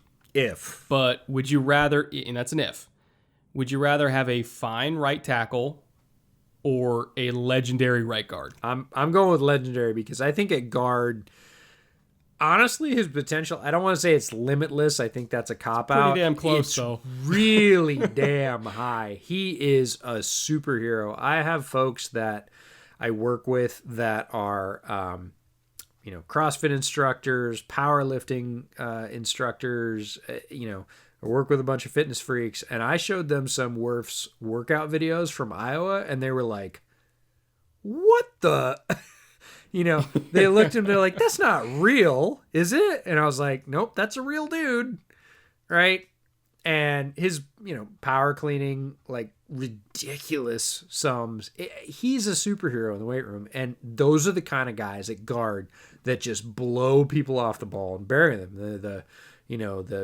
The quasi Quentin Nelsons of the world. Like, he has that level of physical ability, and that just doesn't grow on trees. So I think you move him to guard. I want to move on to my crying in my beer moment. Can I do it? Take all the time you need for this. Take all the time you need. I know how sad you are about this. The Bears could have had Antoine Winfield at 43, and they picked Cole Kmet instead. I talked about Kmet a little bit earlier.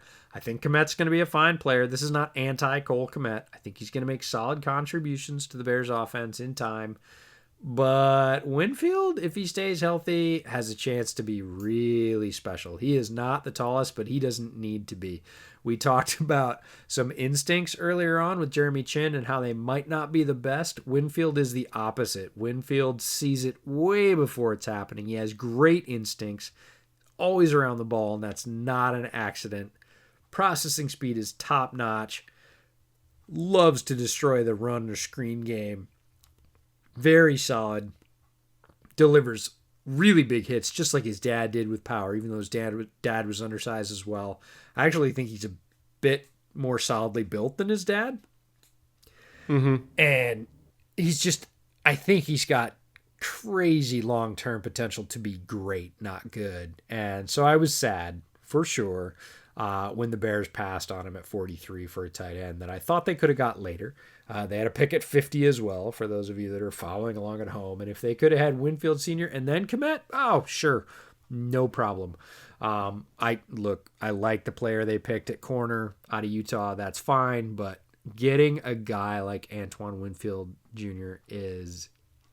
defense changing. Yeah, I just think he makes everybody better. And everybody will say, oh, they already have Eddie Jackson. And I'm like, yes, and? Come on, it's a passing league. If you put Jackson and Winfield together, and then you have Fuller, and if you stay with your pick at corner at 50, which I think they could have done, all of a sudden you've got a secondary that just massacres in the NFC North for the next foreseeable future. Like, Fuller is the oldest guy in those four, and the other three, oh man, really, really strong. So this is my crying in the beer moment. That is to say, Tampa got a tremendous player who I think has potential to be not just a Pro Bowl material, but all pro, certainly within a year or two, and for many years. Like, he's shown everything you need at safety. He just has to stay healthy. It kind of reminds me of the moment that when Harrison Smith got drafted by the Vikings in that year where they had 3 first-round picks. And you just kind of had that like sinking feeling of like, that one's going to hurt me for a long time. That's the kind of feeling I got with Antoine Winfield, where it's like, oh, that's... Every time we play Tampa, he's going to be a problem. That's a dude that's going to end up with like 6 tackles, a sack, forced fumble, and a pick. Yep.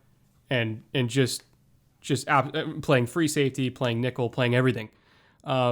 Very not quite the same as Tyrann Mathieu, but not far off. Yeah, savvy player, and really maximizes his physical gifts with his football intelligence and his ability to know what's coming. And that's the difference between him and a guy like Chin. Look, Chin is bigger, probably stronger, a little bit faster, maybe, but his place... Antoine gets there I was faster. going to say, but his play speed, because of that tick in his processing, and because Winfield is so much faster at that, it's not even close. Like, Winfield is there easily a full step before Chin is, even though physically he may not be as fast, because mentally he's that much faster. Yeah, excellent pick. The Keyshawn Vaughn pick I found interesting because it kind of harkens back to the type of backfields that would surround Brady in New England, where they don't necessarily have the guy. They have a group of guys. So you have Rojo, and now you have Keyshawn Vaughn, who I think is an excellent complement to Rojo. He's bigger, he's stronger, a little bit more downhill. He's got some shiftiness to him, but not a whole lot. I think he's really more of a north-south kind of guy. And he's one of those guys where it's like, I'm going to break one tackle, and then whereas, Rojo's like, I'm going to avoid one tackle. So I think he's an excellent complement in that way. The main thing that I really like about Keyshawn Vaughn is, for the first time in a while, I feel like they have a guy that he's not just you bring him in goal line, you bring him in 3rd and 1. He can actually rip off big gains for you while also being an effective short yardage back. Now, in terms of carry splits, I would still imagine Rojo's going to get the majority of them. But for like a classic number 2 running back that can take the load off of your number 1 and still be a valuable piece in the red zone, still be a valuable piece in the fourth quarter. Like, for a third-round pick, I actually really like that pick. He wasn't my highest-graded running back at that spot, but in terms of the role that he's going to fill for that offense and the type of backfields you typically see surrounding Tom Brady, excellent pick. Yeah, I love the Keyshawn Vaughn pick. He is absolutely their solid number 2. They really like Ronald Jones, and well should. He came back with a very nice bounce-back season. Peyton Barber moving on. I'll disagree a little bit with the north-south characterization of Keyshawn Vaughn. I thought he had a really diverse skill set, and he's going to be Jones' main backup really quickly if he's not already. He's got power. He's got good speed when he opens it up in the open field, which would sort of lean towards that north-south designation, but he's got cutbacks with vision. He'll throw in a stiff arm, and he will show or combine any one of those skills on a given run to make it more than sort of the sum of its parts, whereas it might have been a 7-yard gain, ends up being a 17-yard gain because he threw in a cutback or because he threw in a stiff arm or because both. He's got good speed when he gets in that open field, plays through contact with balance, which is, I think, really key. Again, slightly different than that Rojo skill set. Very tough and competitive, especially around the goal line. So it's not just that he's a goal line back, but he adds value. There's a great play on tape where he gets whacked at the 2, basically knocked backwards, ends up running through 3 other guys, sort of bounces off and goes around the end. Remember that one? Yeah, it just a nose for the goal line. Quick feet in the passing game. Pretty strong in pass pro, but needs to not stay as high. If he gets a little bit lower on leverage, he'll be fine. Just a very good all-around back, despite having Rojo there. So, loved his fit with number 2. And the bottom line is, look, with number 2, the old number 2 in Tampa moving on, Peyton Barber, the next guy on the roster in terms of rushing leader yards was Dare Ogunbowale, and he had 17 yards last season. So they needed this pick more than I think a lot of people might have said that or thought they needed a number 2, and he slots in perfectly. He's like a custom-made number 2 for that offense. Really, really solid pick. An interesting pick for me, 2 rounds, because they didn't have a 4th-round pick, 2 rounds after Keyshawn Vaughn, was Tyler Johnson. And to me, Tyler Johnson is the elephant in the room. Defensively speaking. And let me explain why. He's that guy he's there. You see him. He's catching balls. He's racking up yards. He's not really making himself known, but you definitely see him, and you're more focused on everybody else around him. And then at some point in the fourth quarter, the defensive coordinator is going to be like, hey, are we going to address the elephant in the room? Because Tyler Johnson has 9 catches for 100 yards and 2 touchdowns, and nobody's paying attention to him.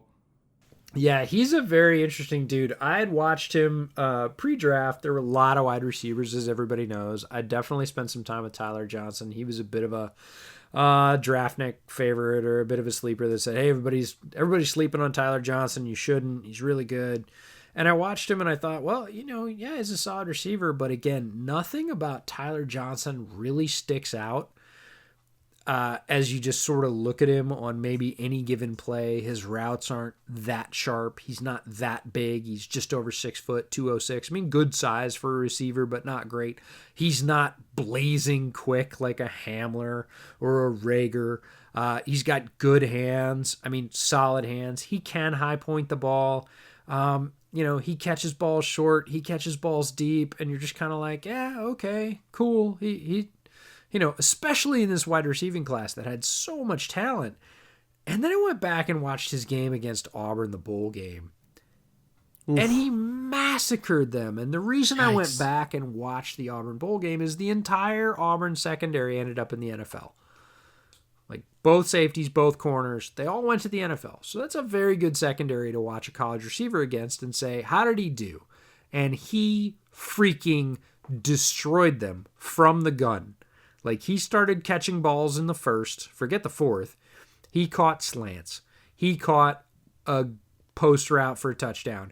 He ended up on a crazy touchdown on a little sort of inside jet sweep where he sort of did this, Walter Payton imitation and leapt over a bunch of guys and got the ball to break the plane.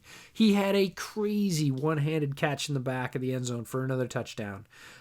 Ends up with like 3 touchdowns. I think, 10, I don't even know the stats for that game. 10 catches, gotta be 135 yards if it's a yard. Just massacred one of the best, toughest secondaries in the country. And again, didn't look like all that crazy spectacular, but on a couple of plays, he had one ball he high pointed over the middle that he had no business catching. And then the other one was that one-handed catch in the back of the end zone that was really like, whoa. Mm-hmm. But he's just that guy that is always producing. Like every time you turn around, he's catching short balls for first downs. He's catching balls along the sidelines. He's catching little out routes. He's catching these 50-yard goes for touchdown or 50-yard posts for touchdown. You just look at Johnson and you're like, how do you ignore this guy? But he's kind of semi-ignorable on a lot of fronts. Again, not a tremendous route runner. Good solid route runner, but not great. Very solid hands. Not great burst. Not great size.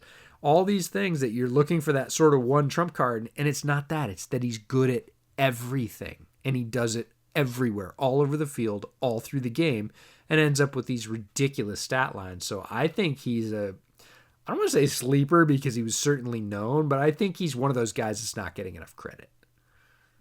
Well, I mean, when you look at the other receivers on the team, guess what? He's going to be ignored. Yeah, he's going to see single coverage. You're going to pay attention to Mike Evans. Yeah, I mean, he's going to see single coverage, and good for him because I'm sure Bruce Arians is just licking his chops to have Tyler Johnson get single coverage because even as a rookie, he's going to be good enough to beat that in multiple ways, right? There's just not a ton of routes you could tell him to run that he wouldn't be terrible good at. So just a really interesting kind of, again, I don't want to say sleeper or necessarily under the radar, but I'll just say quiet, right? Just kind of a quiet player that's one of those assassins that you look down at the box score and go, what?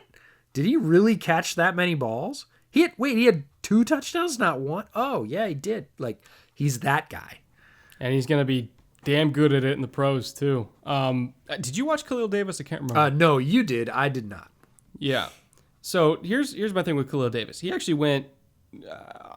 I mentioned earlier, I can't remember who it was, who kind of went on the top end of where I thought he should go. Oh, it was Jalen Hawkins we were talking about. Yeah, Khalil Davis is the opposite. He went on the lower end of where I thought he should go, in the sense I think he was a value at where he was taken, which is picked 194. I thought he could have gone anywhere between like 150 and 200. So he went a little bit on the low end of that. And here's the thing with him. He will never be the star, ever. But super high motor player. And he's kind of an interesting guy because he's fast, but he's not explosive. Yeah. The first 5 yards for him are not great.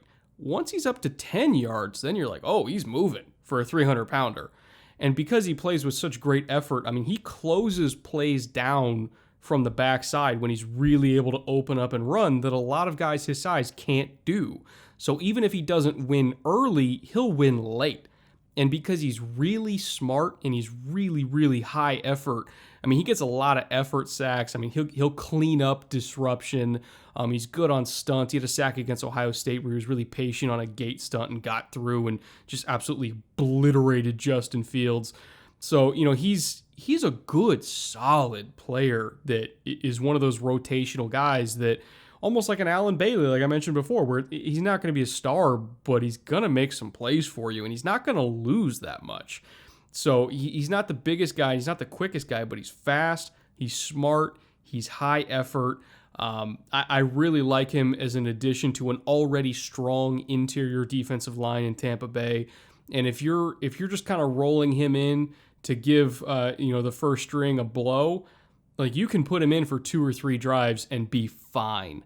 Again, he'll never be a star for you, but he's going to be solid and he's going to be dirt cheap. And that's how really good rosters are built, by having solid, dirt cheap guys that can come in and give your starters a rest so that your starters can play to their maximum potential. Really, really like that pick for them. Yeah, you need down eaters like that who are capable and are not going to get their backsides handed to them. And can occasionally, again, when they're not the focus or the guy across from him doesn't make a great play, can make a play, even if it's just a good, solid play, not a highlight play. And from your description, that's what Davis reminds me of. The guy they drafted after that, I did watch. Raymond Kelly is, and I have it in capital letters, fast. If you watched him at the combine, he ran really fast, and he's a little bit undersized, 5'8", 188, but explosive, big burst. Now, the weird thing in college was he was part of a sort of three-headed backfield at Louisiana. He split time with two other very good runners who were very different types of runners. But he showed up on tape when I was watching the sort of guard tackle combo of Dotson and Hunt, the two other players that the guard and the tackle that were drafted from Louisiana. Has some real pop, but he's a darter slasher type. He is not going to be the guy to push through, a double team and break loose. He makes people pay with speed, and he's got it in spades. He's very different than the other backs on the roster that we've talked about. But I think his real impact as a late-round pick is on special teams. So I looked up his special teams production in college, and this is a weird one. He's been returning kicks since he was a freshman, which is not all that atypical in college, but it's not super regular that a guy has 4 straight years of kick returns. He had 99 returns in college, which accounts for doing it for 4 years. He had a 25.2-yard average and 2 touchdowns. The 2 touchdowns is a little low. The 25.2-yard average is really good. The weird thing was they were all kick returns. 99 kick returns, 0 punt returns. So this was a guy that the staff was really confident. Look, you're going to get a quarter of the field if you touch the ball, so just take it and run. We know you're not going to score all that often. You're not probably going to break the big one, but you're going to give us really good field position, and you can just use that burst to exploit any hole in the coverage. So ton of experience on special teams, which is what any late-round pick in the NFL needs.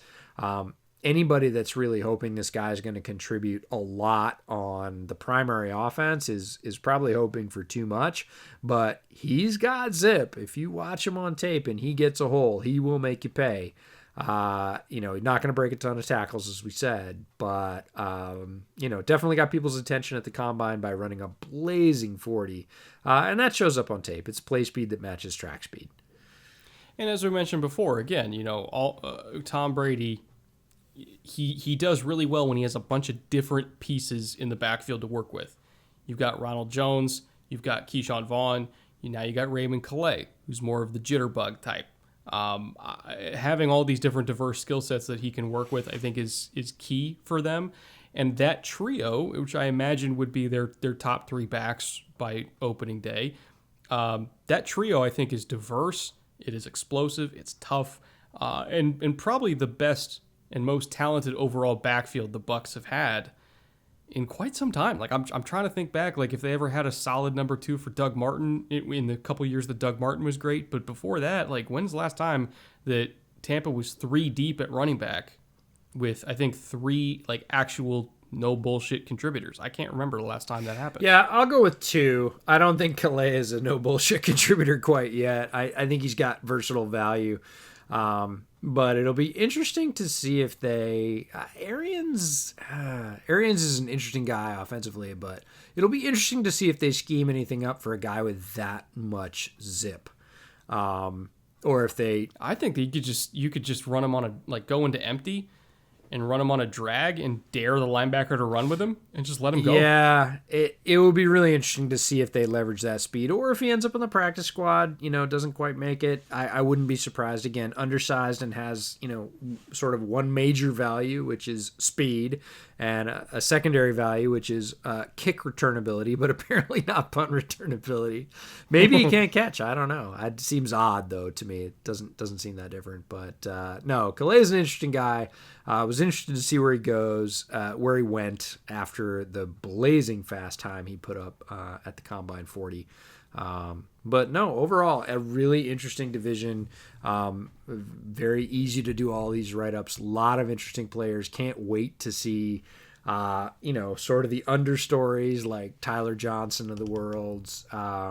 Adam Troutman, how does he develop over time? And, what does Atlanta do with Michael Walker? Like, these are really, fascinating questions for folks like us that spend a lot of time on the draft. But overall, I think, all 4 teams came away with players they can use, players that fit their system. It didn't feel like anybody wildly misspent their draft capital in this division. What about you? Yeah, I have no complaints, at least no huge complaints with any of these draft classes. There's a few picks here and there. I think each team maybe has one where I'm kind of like, I don't know. But like overall, I came away understanding each pick, knowing why they made it, and I don't really have any vehement disagreements like I did for a couple teams in the AFC South, or at least one team in the AFC South where I just vehemently disagreed with most of the draft. So, overall, again, really, really solid classes. Before we get out of here, I'll just say Panthers versus Saints is appointment television because you're going to get to see Yetur Gross-Matos have a rematch against Tristan Wirfs. They only had a couple snaps against each other in Iowa versus Penn State last year, and literally in the first play, Yetur ate his ass up on an inside move.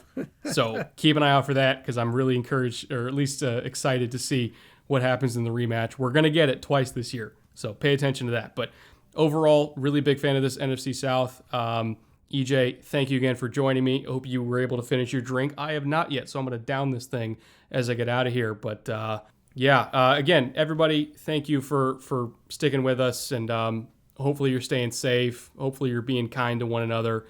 And as I finish this drink, we will see you, I guess, in a couple days for the last couple divisions. Yeah. We got the NFC West and the AFC West to go through. Go West, young man. Go West. Yeah, and then we're done. Then we're done with these draft recaps, and we can. By the time we're done, it's going to be almost training camp, believe it or not. So, it's been a long process, but we're almost there. So again, thank you for joining us. 2 more divisions left. We'll see you later this week for that. And until then, later.